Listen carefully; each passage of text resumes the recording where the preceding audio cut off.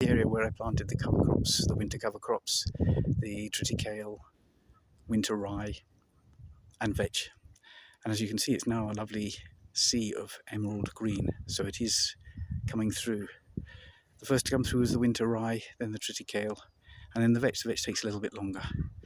There's quite a clear difference between the vetch, which is this one, as it emerges, and the triticale and the rye. The triticale and the winter rye are similar looking, being very similar plants.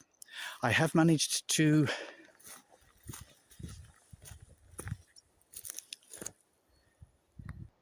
just come at it from a different angle. You can see that lovely green. This is what we had before. So just need to clear the pine trees. To begin with, definitely need to treat the soil and above all work it, till it. As I said, I'm aiming for no-till, but initially to get things going, I do need to till it to start restructuring it. That's the winter rye along on that patch, triticale through there. So this is what I managed to do. I do want to do the rest of the area, and I will. But at the moment it was just, I wanted to at least get something and get a start. Now, as I said, it needed fencing off to keep above all the wild boar out. I think they're the main culprits with wrecking what you've got in the soil, whatever it is, because they just dig. They're like a plough. They plough through. They've got two little horns on the end of their nose, and they just plough through. You can see long trails of them ploughing through. The Cabernet Hispanica, the wild mountain goat, which is similar to deer, grow to a similar size, I think are less of an issue, although if there were a lot of them, they might, and if they were very short of food, they might end up eating it. But so this was my first experience with electric fence. I'm not sure if you can see it here. There we go. So until today, I didn't know whether it was working. I didn't think it was. I wasn't brave enough to test it with my finger, although I've just had a shock from it. So it seems to be working. I mean, it seems to be effective because there are no signs of animals going through. It's not strong enough to stop wild boar pushing through, so it looks like there is voltage going through there. Now, in the end, it was a 150-meter run all around there, down there, round along that edge, and back. And I've got 3 layers. The recommendation 30, 60, 90 for pigs, it says, so I'm interpreting that as wild boar. I put this just above the top one, a little higher than 90, thinking of other fauna. I had to give it a little bit more height, because I think the 30 and the 60 is enough for the wild boar. I've got 2 systems. I'm experimenting with this one, which is quite neat. It's one of the few that actually come in a weatherproof, sun as well as rain box with a battery inside it, just ready to go. It just makes life so much easier rather than digging a hole in the ground, making a box, or building a shelter. So this was just ready to go. Especially when you have a separate battery with leads going to the battery. This was just, and I thought the solar panel was rather small, but it seems to be working. We're still at 12.8, 12.9. Hasn't been very sunny the last few days, and you can probably hear it sending out its pulses. It can be a little bit difficult to get your head around how an electric fence works. I was unaware, and even after researching it, when I put this up, I made the mistake of making a circuit, because you always think of electricity as needing a circuit. But as you can see clearly here, the run starts from here with isolators, goes all the way around and comes back to here, and they are not connected. So there isn't a circuit, because the circuit isn't completed until something touches this live wire while standing on the ground, and that creates the circuit, which runs through ground earth up through the ground stake and completes the circuit. So the positive comes out of there, and that is pulsing 10,000 volts, but very, very low current. The wires are very, very, very thin, obviously. So it needs high voltage, because voltage is pressure in terms of electricity, and you need high pressure to be able to push it through such a long cable. I've got 450 meter run, but this apparently is capable of up to 5 kilometers. Now that would be 5 kilometers divided by the number of different cables that you have, and there are usually 3. So that was one of the difficult things about setting all of this up, and actually it makes it convenient, because you can just do a short run. This and it doesn't have to be a circuit. So this one here is passing. This is where the mains comes out. The positive, I mean, just that light clip on there. And if this were not here, it would only run along this bottom one. So this completes, this pushes the current, the voltage, not the current, the voltage up into these 2 runs as well.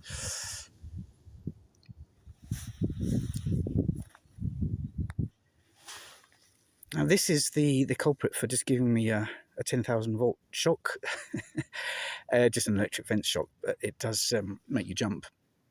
Because I think this was €1. These things are very, very cheap. It's obviously very simple technology, but it comes without instructions. So I noticed this hook was metal, and thought that, well, that must be a contact of some kind, and it has this bar here. Okay, but I wasn't quite sure, and again, that's me thinking about circuits. So what I did was I connected both. I connected this and this to the electrified cable, and it jumped, went through me into the ground, because of course the principle of this is that the animal touching the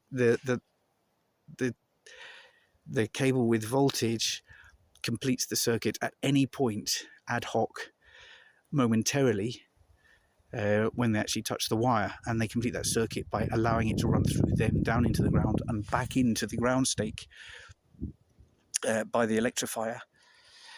So of course I was still in the mode of thinking about circuits and electricity.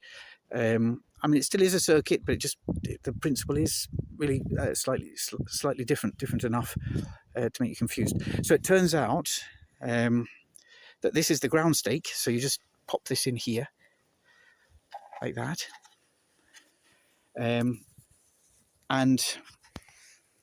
hope for the best.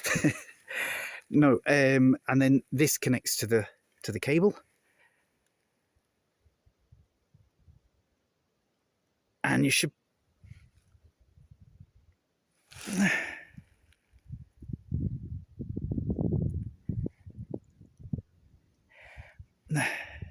well, these are very faint. I don't know if you can maybe just see it there. These flashes, and it does flash all the way up to 10,000 volts, but it's not a very good piece of kit. But I think you just maybe made that out there. So this is the tester to show that it's working. And that was a pleasant surprise that it is working, because there's a lot of talk about the main issue with these, if they don't work, is that you haven't got a good enough ground. And that's especially the case here, where the soil is very dry most of the year. Because if you haven't got a good earth, then you can't. The circuit doesn't complete. I mean, really, it is incredible to think that that current, but that's why it is such high voltage. If you're right over the other side, 50 meters down there, that current goes through you and it passes just through the ground back into here.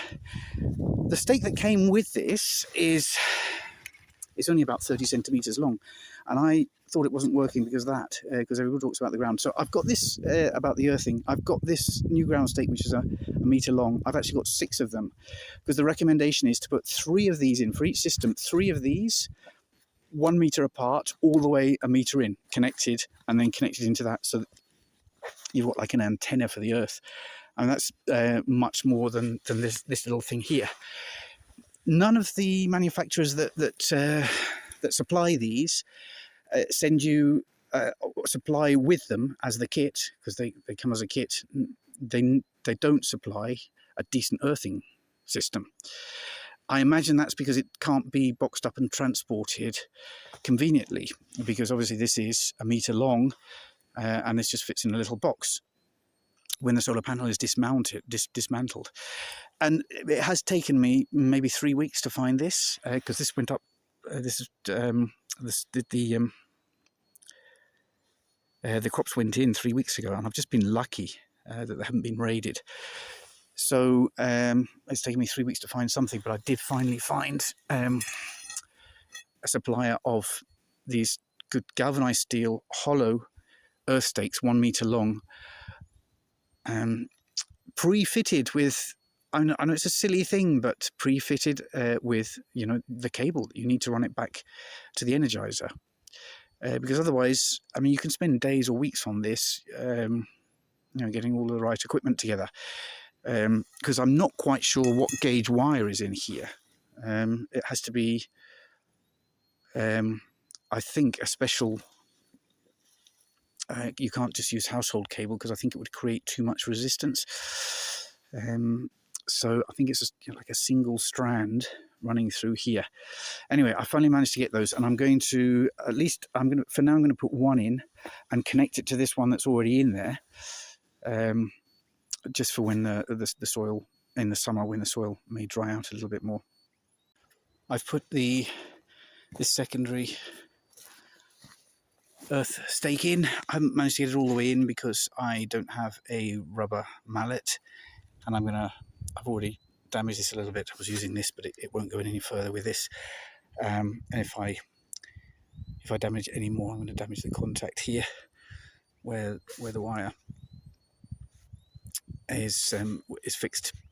But that's gone 70 centimeters in, and that is working in conjunction with the one that was sent with the kit, with the whole system. So I think at the moment, November, December, January, through winter, when the soil's not so dry, we're going to be okay. But I might need to put in some other stakes to see it through the summer months.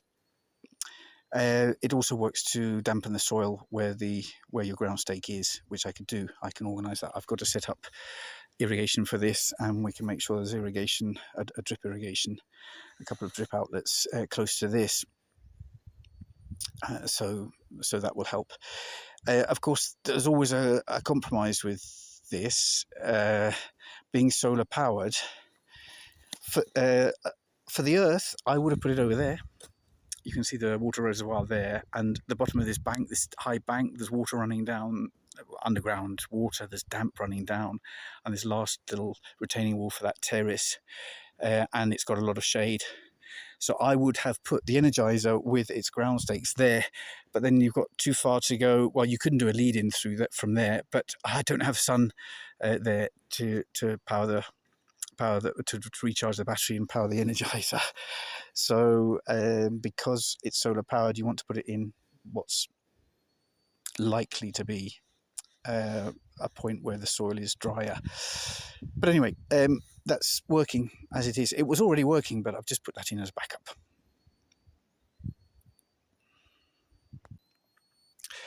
So, but at least that's good. That means that we've got a system of fencing that we can also use for the truffles.